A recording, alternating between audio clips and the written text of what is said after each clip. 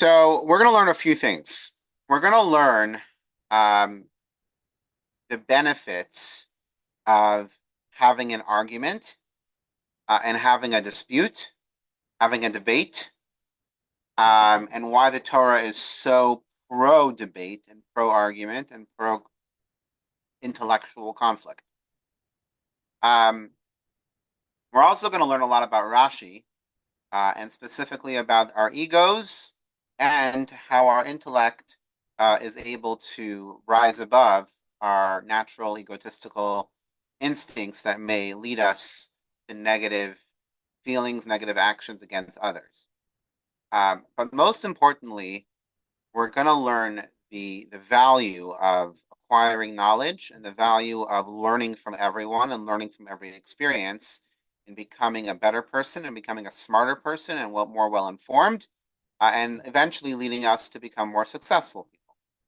So to get into this discussion, we're going to learn a little bit about Rashi and the characteristics of Rashi's commentary on the Torah, and in this week's parsha, how it plays a role in teaching us this valuable life lesson. So what I want to start with by explaining how this Rashi conversation came about. In 1966, the Rebbe's mother, the Lubavitch Rebbe's mother, Rebbe Simchana, passed away, and in her memory, every Shabbat, the Rebbe would started a series of tackling questions on Rashi and understanding how to learn Rashi. And over several years, the Rebbe reframed the whole understanding of how Rashi's principles and Rashi's ideas contain the deepest secrets of Kabbalah, as well as the most simplest, basic fundamentals of Judaism. So here are the four principles of Rashi that the Rebbe breaks down and the Rebbe uses always when it comes to understanding Rashi's commentary. Once again, we're going to get to a larger life lesson in just a few minutes about arguments, how to win an argument, how to learn from every experience, not to avoid arguments. And of course, I called this class What Dale Carnegie Got Wrong, because in his famous book, How to Win Friends and Influence People, so he has a whole chapter where he basically says, avoid arguments, never get into an argument with anyone. And generally speaking, that's good advice. But we're going to actually learn of an exception to that rule of when arguments are actually good. So here are the four principles of Rashi. Number one, Rashi is writing for the 5-year-old student, not necessarily literally 5 years old, but for intellectually 5 years old, which I think we could all consider ourselves to an extent that type of student, meaning we want the simple understanding, the simple explanation. We want things to make sense. That's the natural instinct of a human being, and that's the idea of a 5-year-old student.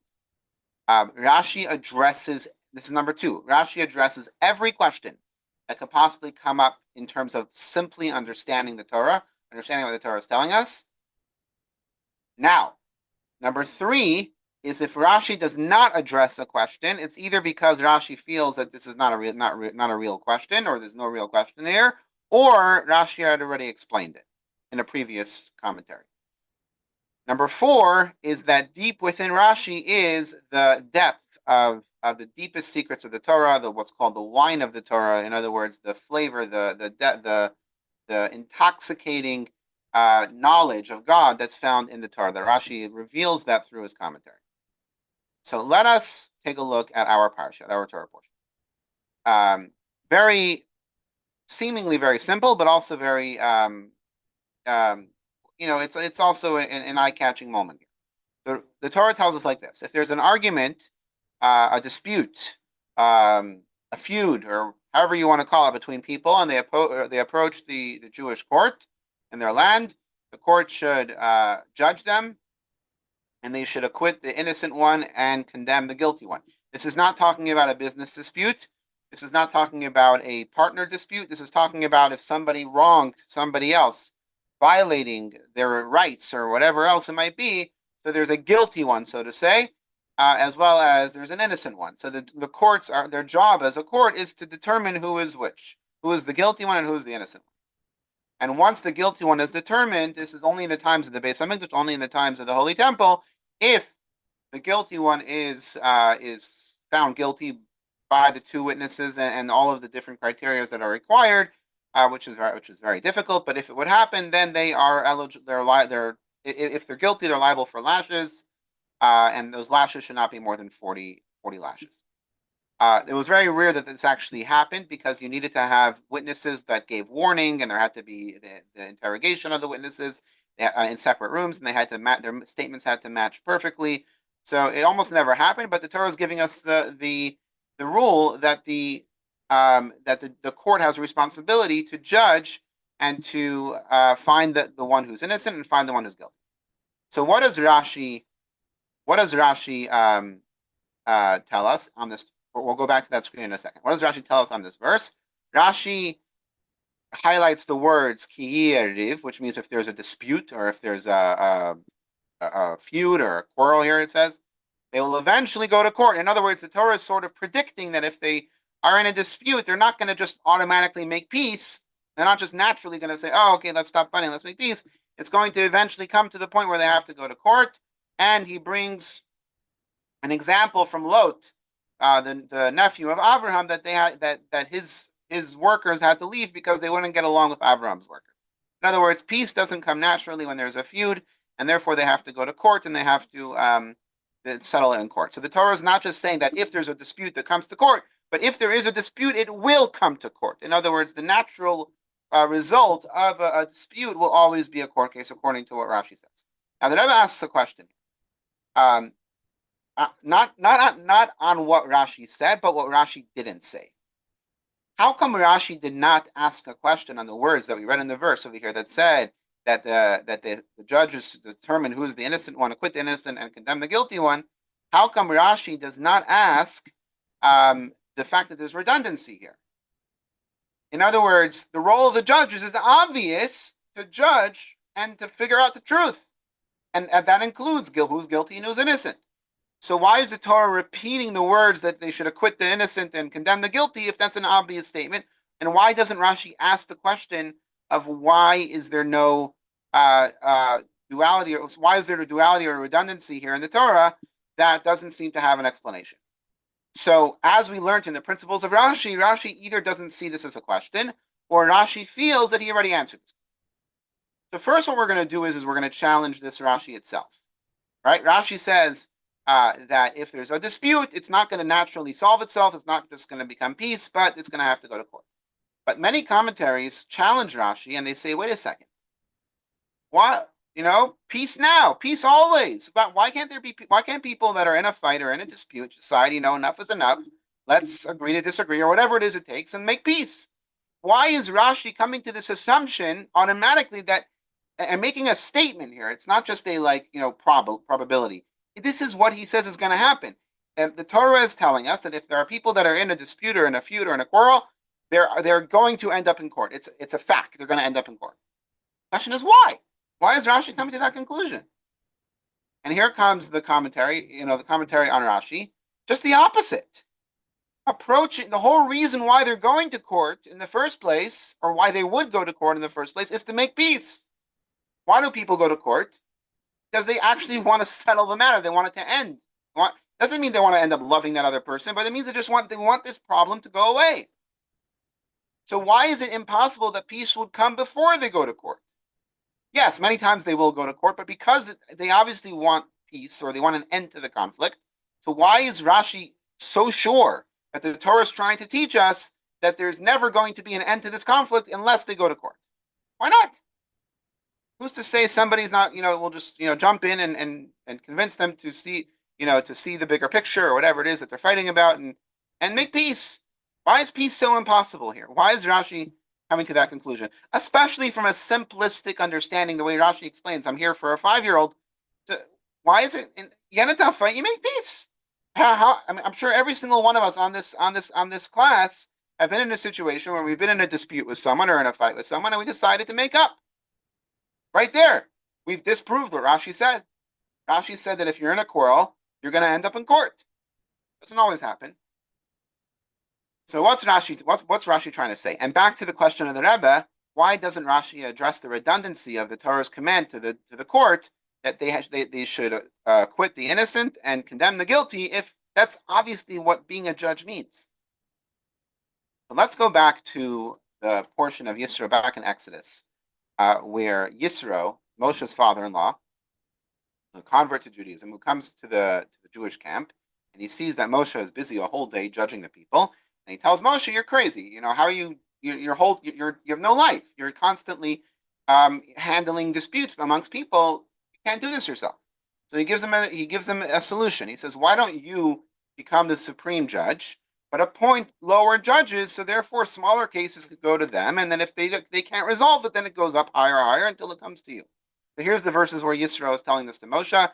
"And the judges shall judge the people at all times, and it shall be that any major matter they shall bring to you, Moshe.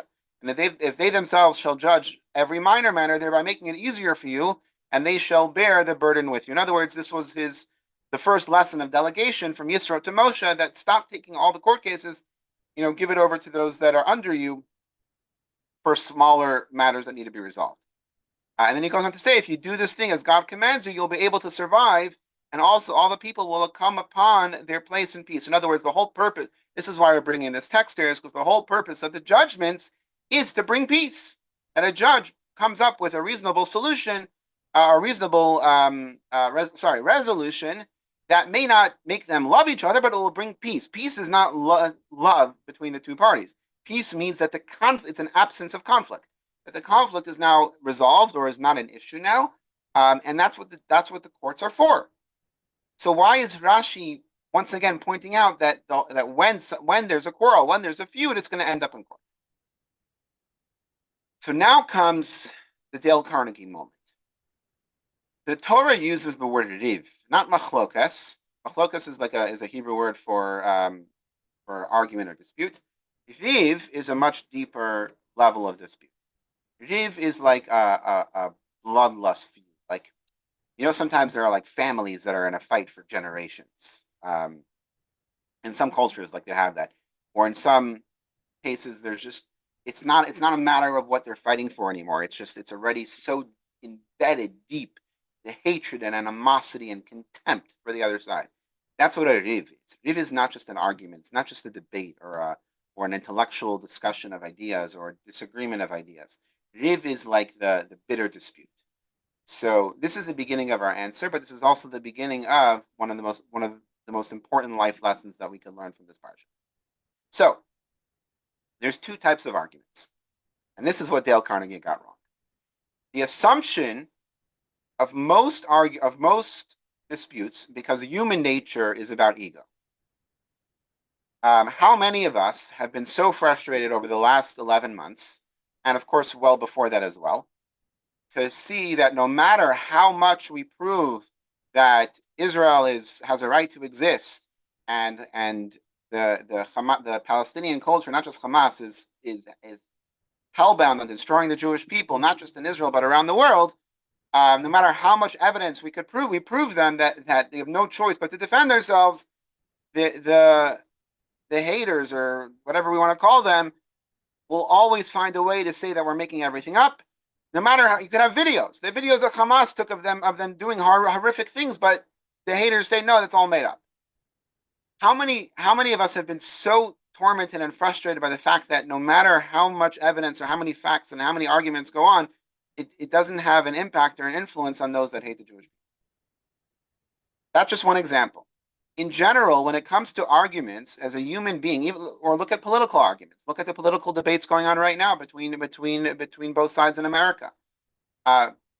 Is it really just about ideas, and is it really just an intellectual debate? It's gotten to a point where it's about an emotional, egotistical sense of being right and wrong, where the evidence against your idea, it doesn't matter. You hide that. You want to just find anything that supports you, because now it's a emotional, deep idea that you want to be right versus wrong, and you want the other one to be wrong. It's not about intellectual. It's not about facts. And unfortunately, it's not a new thing, by the way. As much as we want to say that today's political climate is hard, I'm sure it's pretty bad. But human nature, when we argue with someone, or when we get into an argument with someone, or we have a dispute with someone, more often than not, it becomes a matter of pride, and it becomes a matter of wanting to be right and the other to be wrong, and it's not necessarily about the idea anymore. And because that's the case, so Dale Carnegie recommends don't ever get into an argument. Don't correct somebody. Don't. It's okay. Let them think. Let them think whatever they think. Let them think it's right or whatever it is. Don't be the one to argue with someone else or debate someone else. You're just going to become disliked for that. Now, of course, there are many disagree with him. But his point is that arguments are emotional and not factual. You might be coming with factual evidence. You might be coming with factual ideas or better ideas. But the point is, it's not about the ideas. It's about their emotional state and their emotional ego of wanting to be right, and therefore avoid being that person to take them off that ego pedestal. That's how nature is. That's how the human being is. A riv is an extreme version of that. The riv is at the point where the ego gets so crazy and so nuts and emotionally unstable, where the hatred from one side to the other is just beyond any sense of talking, beyond any sense of explanation or rationalization. And that's what the Torah is talking about. When there's this level of animosity and a level of dispute amongst people, so Rashi is saying that the only that when it gets to that point, it's going to end up in court, and not just going to end up in court, but it's going to get to the point where it's not going to bring peace. The court is just going to force one side to be considered the innocent because of the truth, and one side to be considered the guilty because of the truth.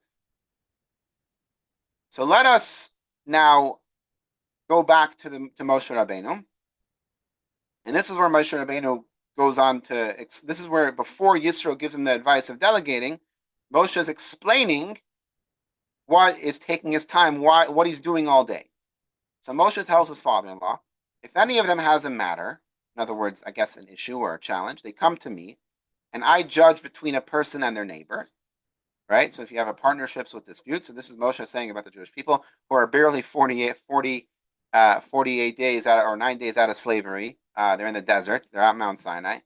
And I make known what the Torah teaches and what the Torah's laws are. And based on that, I'm paraphrasing, obviously, based on that, I settle the dispute for the people that come to me. That's what Moshe is saying he does, which in a way is using the truth, using the facts to settle a challenge, to settle a dispute. And at the end of the dispute, everyone's happy and they shake hands and they leave. And the matter, they may not love each other, but they leave and the issue is considered to be settled. So let's go. What does he use? Davar. What is davar? This is when the Torah says riv, it's talking about like a bloodlust, animosity. But here in this week's in when Moshe is talking, he says, davar. When there's something, davar can mean something, or it could also mean words. What are words usually? Words are intellectual, or they're supposed to be intellectual. They're a revelation of your intellect. So if people have an intellectual disagreement, they come to me and I settle it for them.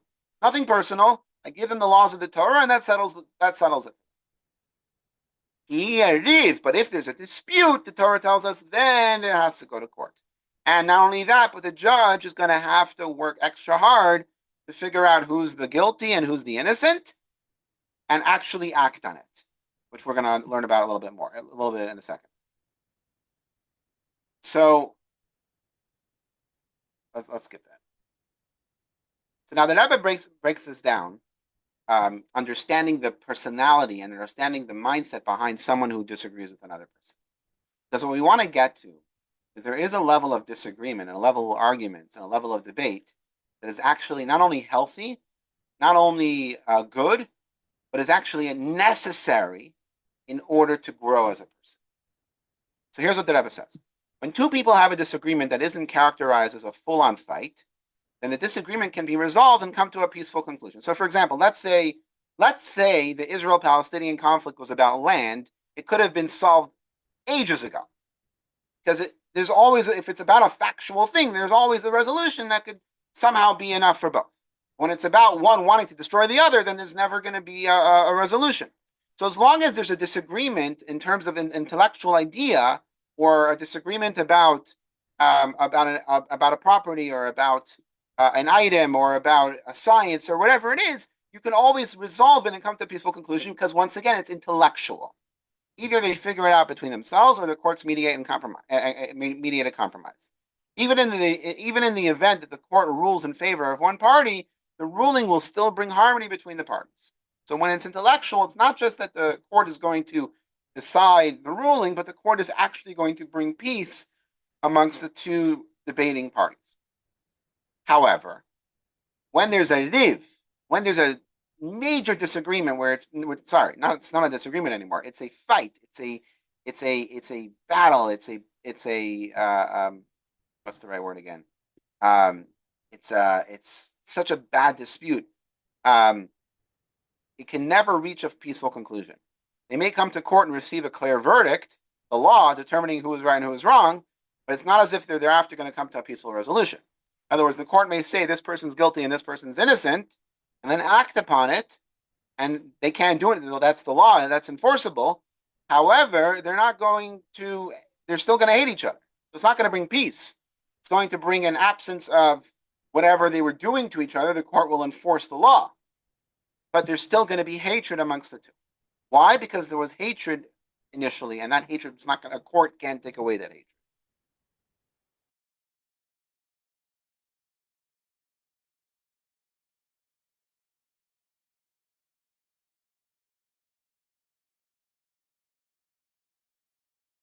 Comes the question back to the question that Rebbe asked: why didn't Rashi explain why Torah is telling us that if there's a dispute amongst people, there's a feud amongst people that they go to court, and then the court has to judge them, and the court has to decide who's guilty, who's innocent, is redundant. Once the court has to judge them, that's obvious what they're going to do. So the Rebbe answers this. The words, and they acquit the innocent and they condemn the guilty one, aren't extra at all. And Rashi doesn't even see it as a question. They describe the entire nature of the quarrel here. And what the court ultimately achieves, there's not going to be peace, but rather begrudgingly determining who's actually right and who's wrong. The court's not going to bring peace. The court can't bring peace. Because at this point, what they've done to themselves and where they've went to in terms of their feud is so far gone that peace is impossible through a court. All the court could do is enforce the law, is decide the law and enforce the law. So now the Rebbe is going to take this to the how we see this as a personal thing. The litigation in this scenario can be defined as specifically as they acquit the innocent one and condemn the guilty one. We are not dealing with two litigants seeking the truth and peaceful resolutions between themselves. They're not just saying, hey, court, decide who's right, or help us decide what to do. No, they're coming because they want the other one to suffer. They want themselves to win and the other one to suffer. Either one is innocent and the other is guilty. That's what they both want for the other person. The entire function of the litigation is only to affirm who is the innocent party, and who's the guilty party, but not to actually bring about peace, because this is such a horrible case or a horrible situation when the fight is the resolution to this fight, unfortunately, is beyond peace. Why does this matter so much? And why is this part of the Torah? Why is the Torah telling us that there's going to be a situation where there's such anger and hatred that can't be resolved by peace? So the reason sometimes the Torah gives us a horrible extreme in order to teach us to avoid it, and that this is only the extreme, but there's actually an opposite to this, which is something to be embraced. So the extreme the Torah is teaching us about is people that take an argument or every little dispute and turn it into this emotional battle. Fortunately, we all know people who do this, where they decide to take a little stupid matter or something that's insignificant, and they turn it into this bloodlust feud. Unfortunately, that happens, and the Torah is telling us to avoid it, because at that point, even the Beis Din, even the courts can't bring peace. All the court could do is decide who's guilty and who's not. However, when it comes to disagreeing with someone else intellectually, when it comes to learning about people, learning about ideas, and learning about ways to improve ourselves, learning about how to understand the world better, how to understand people better. So we must engage debate, engage arguments, but in a respectful manner. Because why? Because we're in the pursuit of truth. Now, the Rabbi Rashab has a beautiful discourse. I'm going to skip this text. We're going to get back to it soon. But this is a beautiful discourse about the division that comes from ego. But I want to go now to what the Mishnah says as far as why disputes are so important in terms to study. So first, the Mishnah says that Adam was the first person, and he was created alone. Why? To teach us that anyone who destroys one soul from the Jewish people, the verse ascribes them blame as if they had destroyed the entire world. And conversely, anyone who sustains one soul from the Jewish people, the verse ascribes them credit as if they sustained an entire world. And there's another reason. I'm going to paraphrase. What's on the screen. The other reason why Adam was created alone in the world is to teach us that we all come from Adam. So nobody could come claim that my father or my lineage is better than your lineage or I'm more special than you, because we all come from the same source. And therefore there's no one greater DNA than another DNA. We all have the same source. We all come from the same father. And of course, we were all created by God. Having said that, the Mishnah goes on to say, second, having said that, the Mishnah goes on to say, I'm skipping this and we're going to get back to it, that with that knowledge, we have to argue. Why do we have to argue? Because it's the only way we could discover the truth.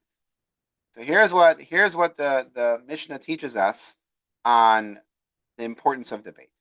All the disputes of the Talmudic sages and subsequent generations were in an effort to properly understand the word of Hashem. You look in the Talmud, and very controversial lately. So the whole basis of the Babylonian Talmud is teaching us how to debate and how debate is so important in order to learn what the truth is of any subject in any matter. And if you don't debate it, or if no one challenges you on it, or if it's an idea that's never been challenged, you'll never come to understanding the truth. You'll never learn. You'll never be able to ratify. Let's say somebody says, this verse or this letter in the Torah teaches us this law. Well, if the other sages don't attack him and dispute that idea and question him and challenge him and force him to answer and explain why that is the idea or how we come to that understanding, how are we supposed to accept that as the halacha? Even if we say it's a halacha l'Moshe Messina, that's a law given to Moshe Mount Sinai, which in many cases it is, we still have to make it make sense in our brains, because that's how God gave us the Torah. He wanted us to intellectualize it. And the only way to do that is with dispute. The only way to do that is by challenging each other. In science, it's the same thing, by the way. Scientists don't get challenged or don't get questioned. Their science is very questionable and shouldn't be relied upon, because the whole idea of science is proving it as a fact and not just a theory. And the only way you come to a scientific fact is if every possible explanation or argument is taken away to the point that this is an indisputable fact. This is how it works. And until you do that, you can't say it's a scientific fact. Torah is the same way. In fact, this originates from Torah. Now let's go back to what we skipped. Understanding this idea of the importance of intellectual debate and intellectual understanding. So the Rebbe Rashab writes something very interesting, that the human being was actually created just the opposite of it. The root cause of division and strife is represented in the evil of Midian. When Moshe's last task that he was given before the Jews entered the land of Israel, before Moshe's death, was to destroy the nation of Midian. Why? Because Midian represents the antithesis of the unity of God, which means the bringing about strife amongst people, hatred and division. People can't stand one another with blind hatred, even when the other party did them no harm whatsoever, nor do they harbor any ill will towards them. However, there's this hatred that is just purely ego. It's simply that one person is unable to tolerate the existence of another and hates them with a passion. The cause of this is the ego, which leaves no room for another person, leaving them with no choice but to oppose the very existence of someone else. The other person's mere existence minimizes their ego, and thus they can't stand them, and certainly can't befriend them. And that's where this riv, where this bloodlust feud comes from.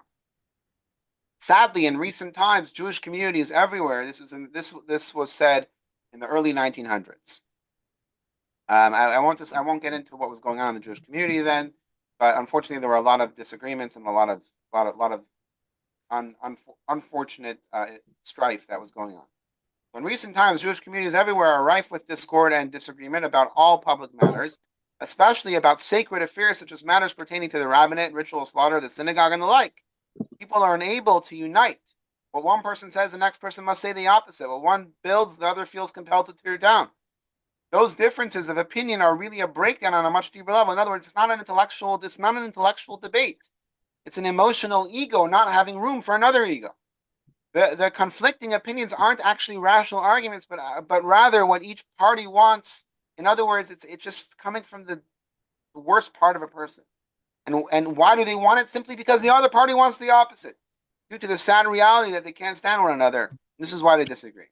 There's a story of a person who came to a rabbi with an opponent, uh, arguing about a business deal, and they were arguing, and the rabbi had to judge between the two of them who was right. And after the back and forth and hearing the arguments, the rabbi said, "Okay, based on everything you've told me, this, let's call them both Reuven and Shimon. So based on what you told me, Reuven is the one in the right, and Shimon has to pay Reuven whatever was agreed upon." So Shimon starts getting so angry, and he says, "How dare you? You're totally misled by Reuven's. You're totally not hearing me. You're misled by Reuven." And the rabbi said, "Wait a second. Just yesterday, you came to me, Shimon. You came to me with an animal that was slaughtered to find out if it's kosher or not, based on the things that were found. Because after an animal's slaughtered, it has to be inspected for diseases and other things in order for it to be considered kosher. Even if it's a kosher animal and it's slaughtered kosherly, or slaughtered within the kosher guidelines, it has to be inspected for diseases. And many of the diseases have halachic implications and questions. So just yesterday, you brought me an animal with a question about the thing that you found in the lungs to know if it's kosher or not. And unfortunately, I have to tell you it's not kosher. And the loss of that animal, the loss of the meat from that animal was way more than the amount that you lost from this business deal. So yesterday you weren't mad at me. Why today, when I ruled what I saw in my eyes as the truth, based on the Torah, why are you so upset? So Shimon says, "I don't care about the money. It's not the money. It's that I didn't want Reuven to win."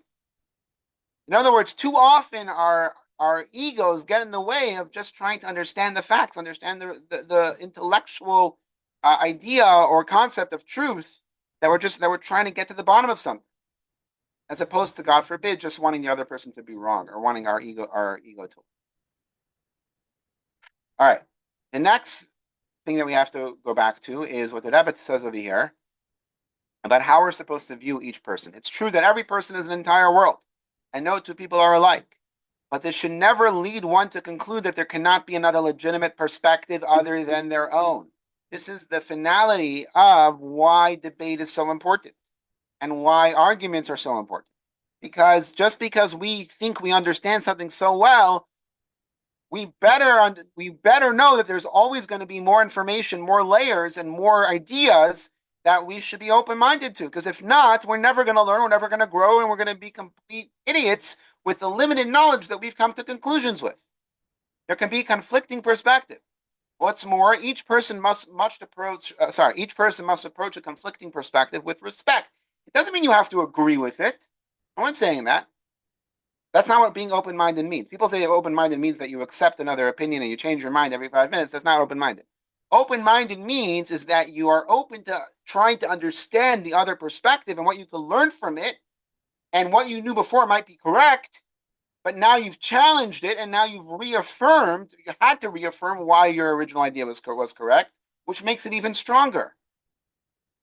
And that's why respect is so important, because respect, not just about the humanity of it, but it's also about, that's the only way your brain could stay in charge and be able to absorb the knowledge and information, because a brain or a mind or intellect, by its very nature, wants to absorb knowledge.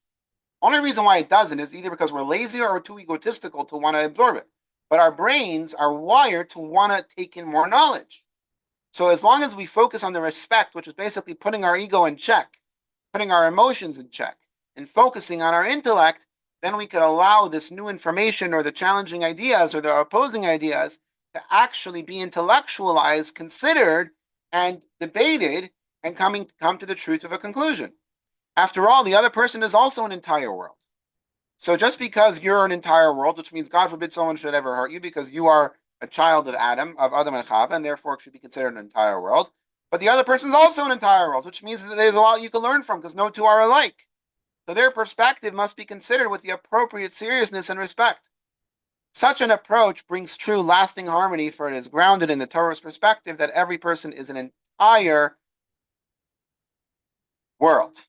By the way, I think it was this week or last week, there was some influencer that said terrible things about the Lubavitcher Rebbe. And just take a look at this paragraph here, which the Rebbe said things like this many times. How every human being is an entire world. It should be treated like an entire world, and to accept and to approach conflicting perspectives with respect. This is the Rebbe. This is who the Rebbe was. So those slanderous words that were said about the Rebbe are obviously incorrect. But anyways, so approach. Sorry, second. I accidentally clicked something that does text to speech.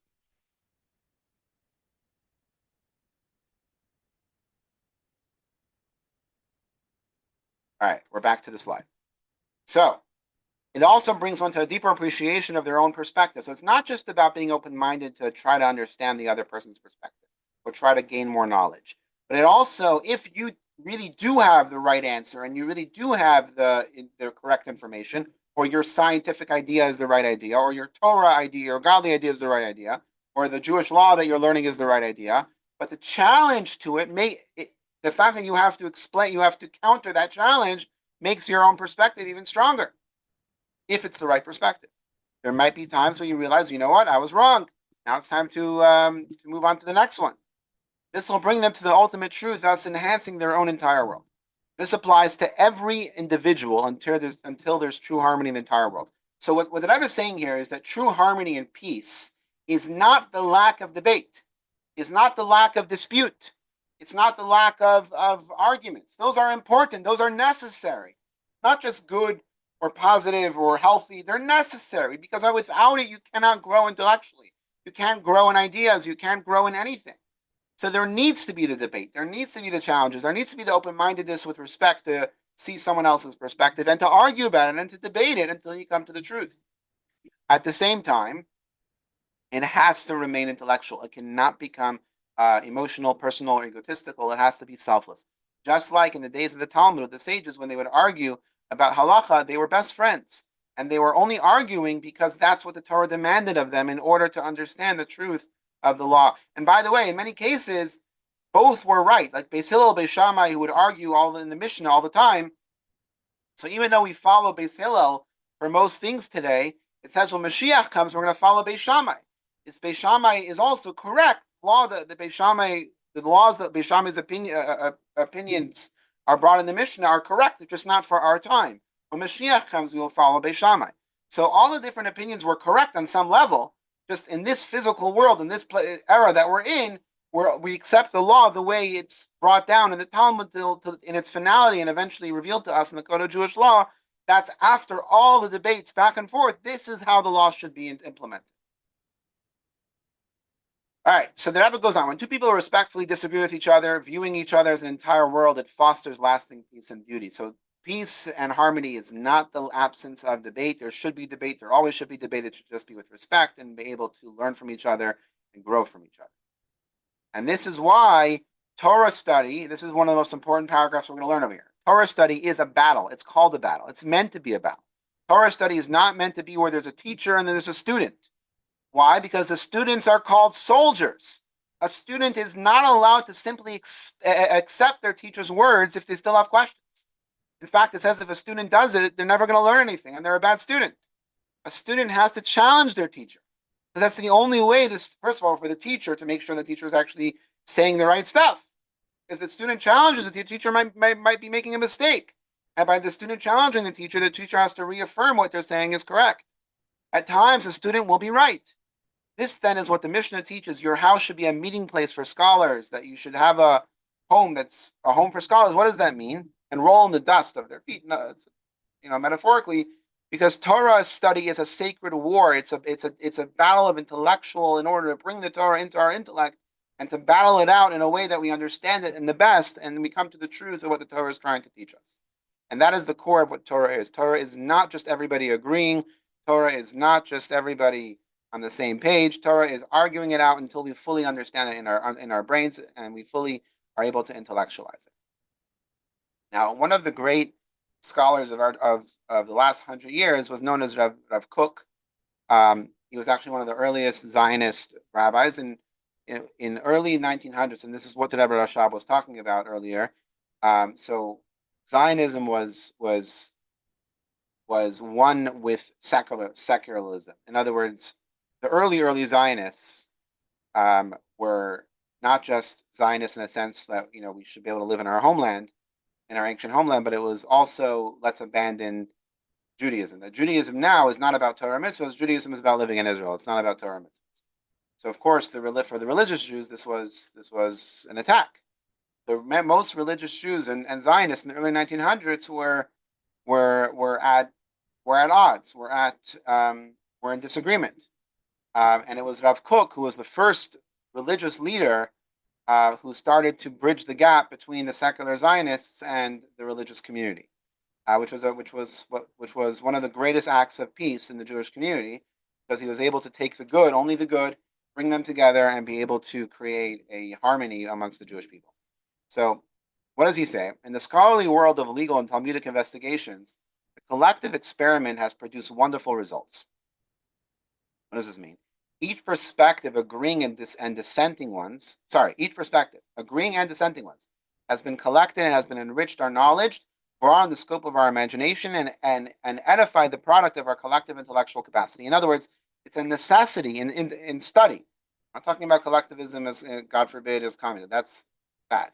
Intellectually, you need to have multiple intellectual views in order to actually get to the bottom of something. You can't just have one smart person. You have to have multiple smart people who are debating with each other in order to come to the final conclusion of something. It has given us a handle to reach new destinations in the universe of our legalistic imagination and come up with a clear conclusion that matches a scenario or situation, which is why you need to have that debate. And he says it very eloquently here. There's actually from a secular point of view as well, there's actually a writer named Adam Grant. I'm sure many of you heard of him. And he has a book called Originals.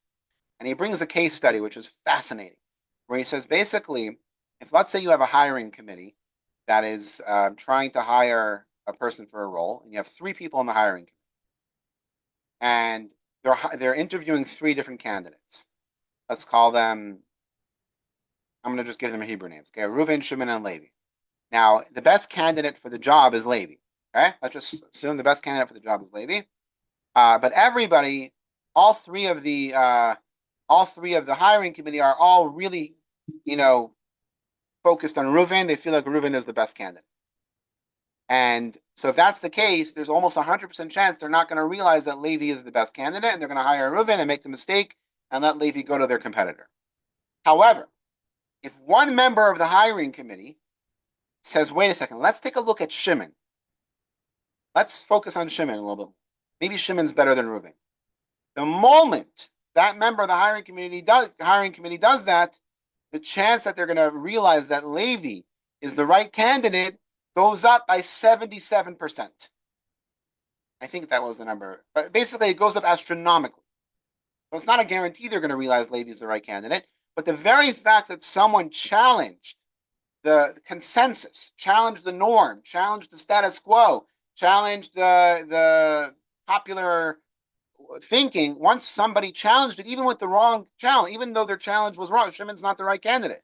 But the very fact that somebody challenged them forces them to reevaluate what they're hiring for, forces them to reevaluate what kind of candidate they want, and will help them get to the conclusion that Levi is the right candidate. Brilliant. And that's what debate is about. Debate is necessary. Disagreement is necessary, because that's how we get to the truth. It just has to be respectful and has to be intellectual and not personal or emotional. So he goes on. I'm sorry. Rav Kook goes on. The tangible benefit we've gained from this broad scholarship, which has been built. No, we read this. No, we didn't read this. The tangible benefit we've gained from this broad scholarship, which has been built from collective conflicting perspectives, completely neutralizes any taste of discord or division that could possibly arise from exchanging conflicting perspectives. Instead, it has brought love and endless respect for all perspectives. So it's not just that arguing and debating doesn't cause strife if it's intellectual. It actually brings people closer, even conflicting ones. And it has enabled us to see perspective, the positive results from each one's respective sheen and force. So debate actually brings people closer to each other. Arguments for the right reasons brings people closer and brings their relationships stronger to each other.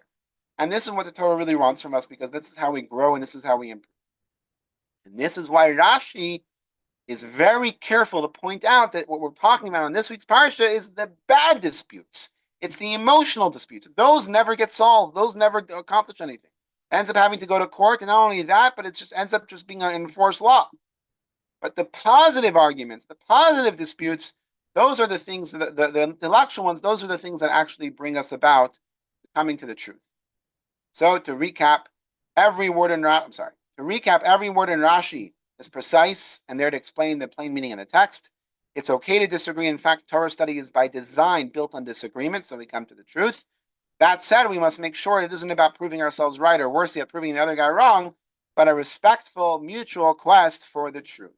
So let us hope that we should be able to rise above our egos, rise above our natural instincts or inclinations of division, and be able to unite, but unite in the sense that we're trying to learn from each other, recognize that we're all unique and we all have something to offer. And doesn't mean giving up our own opinions, but it means trying to learn and debate and argue in a way that we come to the truth, in a way that we are able to reach to the depths of Torah and understanding the Torah. And of course, as we always end every class with the prayers for the coming of Mashiach. So thank you all for joining. And of course, you're welcome to mute yourself if you have any